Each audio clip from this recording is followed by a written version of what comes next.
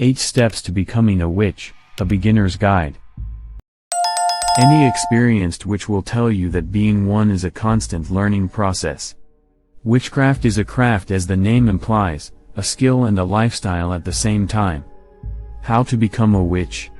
Begin by reading books and articles about witchcraft to learn more about it. Practice by casting spells and creating herbal remedies based on instructions from grimoires. Meditate in order to raise your consciousness.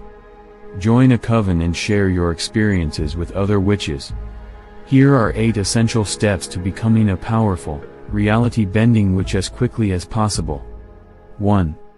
Read books on witchcraft.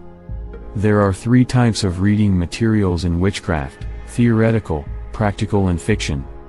Theory provides valuable knowledge on why the methods used in witchcraft work for getting the desired results. Practical reading material includes instructions for casting spells and preparing rituals, as well as recipes for concocting magical potions and other herbal remedies. Usually, non-fiction witchcraft books contain a mixture of both theory and practice. However, some books are exclusively about theory, while others, also known as grimoires, are often only a collection of spells, rituals, recipes and so forth. You might be wondering how fiction could help you to become a witch. Fiction is where people put their heart and soul on display. You can learn about what it means to be a witch through relevant characters and stories, and this can motivate you to emulate them better in real life as an aspiring witch. So be sure to check the book description, table of contents and reviews from other readers to find the right information before buying a book. Especially if you are ordering more than one book, so you avoid getting ones that are too similar. It's best to mix it up and read one book from each category at the same time for a more balanced progress and to retain motivation. 2. Learn from other witches. There are many online resources for witches. Free articles, YouTube channels and premium courses are the most valuable. By seeing what others in the community are doing, you will learn quicker and become familiar with the culture. Furthermore, this is a good way to get in touch with like-minded individuals, share experiences and ask questions. Here are some resources worth checking out. YouTube channels. The Green Witch, one of the most popular witch channels on YouTube. Spells, great recipes, lifestyle advice, all presented in a very slick way with top-notch production. Black Witch Coven. Hannah the Witch is one of the most experienced players in the game.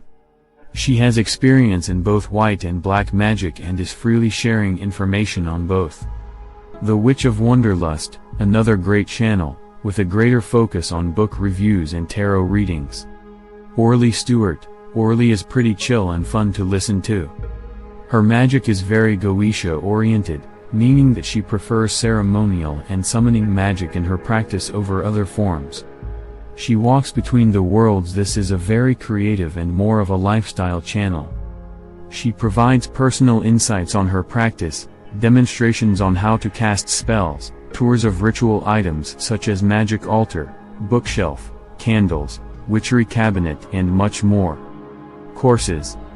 The Universal Circle. This is a great course for learning how to create a strong magic circle. A magic circle is an essential requirement for many rituals. There are many intricacies, based on whether you're casting a protective circle or in order to increase the energy current of your spells and summoned entities, etc. All of this and much more is demonstrated in this video course. The Ars Goetia. This course by Orly Stewart is a great starting place for Goetic magic. Many witches and magicians, myself included, prefer demonic ceremonial magic to all other forms.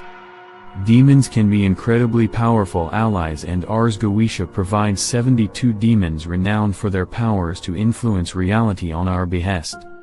To put it simply, this course will make you want to summon a demon first chance you get. 3. Join a coven. The old saying that you are the average of 5 people you spend most of your time with is very true. If you want to become a witch, introduce a few witches into your social circle. If there's a coven available in your local area, it might be worth joining or at least checking out to see what the members are like.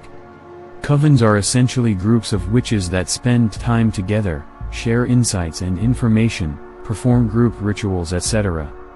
If you don't have access to a coven, an alternative is to create your own or simply become friends with people who are interested in witchcraft. Online forums are a good place to meet people, and perhaps there you will stumble upon your destined mentor. You might also wish to check out social media accounts, for example by typing #witchesoffinstagram on Instagram, joining relevant FB groups, etc. 4. Choose your path. There are many paths, belief systems and skills that you can focus on as a witch. Some witches are very much into herbs, others prefer ceremonial magic, Wiccan rituals, astral travel and so forth. Most witches you are likely to encounter are pagans or Wiccan, while others believe in some form of Satanism. There are also those who are atheists or agnostic, and I've even met a few witches that are Christian. Witchcraft is a very unique and individualistic process, so don't feel bogged down by definitions or labels. However, you may wish to hone down on a specific belief system or craft your very own unique system by combining elements from other systems. As a beginner, it's best to learn a bit of everything and see what you like best and then go from there. 5. Embrace the lifestyle. Witchcraft requires regular practice. Because it's not only a skill but also a lifestyle, it's very helpful to become engrossed in the cultural aspect as well. This can include your clothing style, home decorations, choice of people you associate with and things you decide to focus on. All of this can be considered as practice. On top of that, there is the aspect of practicing magic itself, creating potions, taking care of your herbal garden if you have one, meditating, and much more.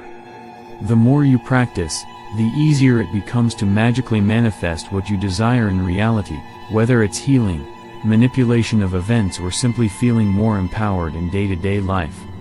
6. Write a magic diary. This is a very simple and effective practice that will allow you to track your progress. A magic diary is a notebook in which you write down your magic-related goals and experiences, spells, rituals and other practices. For example, if you cast a spell you can write down the effects. Or you can write down your experiences in astral travel and lucid dreaming, recipes of your potions and herbs, etc. Consider this as a sort of autobiography sketch that will be a wonderful way to look back on your journey in witchcraft. 7.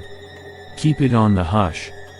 Proclaiming yourself as a witch to people who are not supportive of witchcraft isn't exactly the best idea. Your family and friends might be scared or prejudiced of your new lifestyle choice. They might have a negative impression of witches built on horror stories and religious beliefs. Instead of alienating the people that are close to you, it's best to go slowly by keeping your practice secret or by introducing them to certain aspects gradually, without proclaiming yourself as a witch. For example, you could share your fascination with magic crystals and herbs or even magic spells.